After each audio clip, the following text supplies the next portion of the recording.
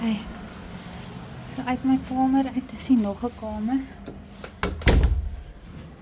En my speelkas areaatjie wat ek môre gaan grimering aan sit, dis my eie haargoed, maar kyk gou hoe spesiaal.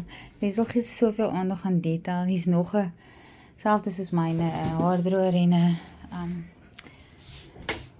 kyk gou die oulikste vir my van dit is, sy het in elke unit 'n toy box, nê? So die kinders kan, ek het so vanmiddag al gewys, speelgoed uithaal, ekstra handdoeke, beddegoed, obviously droograkke, besems, alles wat jy nodig het.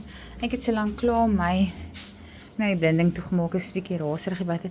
Ek het so lank klaar my droograkkie hier gesit, so as my wasgoed klaar is, kan ek dit ophang, maar ek wil vir julle iets baie spesiaal wys. Die van julle wat my goed ken, sal weet hoe spesiaal die hoekie vir my is. Ek hou van staan en werk, so of dit dan nou met my kookboeke is, of dit met my kindsgoed is, of dit op my rekenaar is, dis hoe ek daarvan hou om te werk. En natuurlik kan ek dan nou 'n ou nightcapie drink, maar ons het nou al klaar in die restaurant ietsie gedrink, so ek is fyn, ek lag weer die Sambrele Elisa. Ek bid sommer vir reën, want dit is vanaand so warm. Obviously 'n hand sanitizertjie.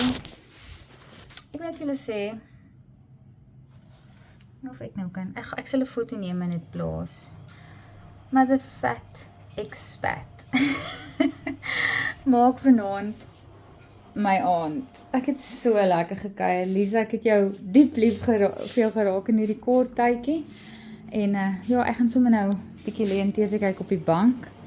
En natuurlik gaan ek myself vanaand bederf met koffie en sjokolade.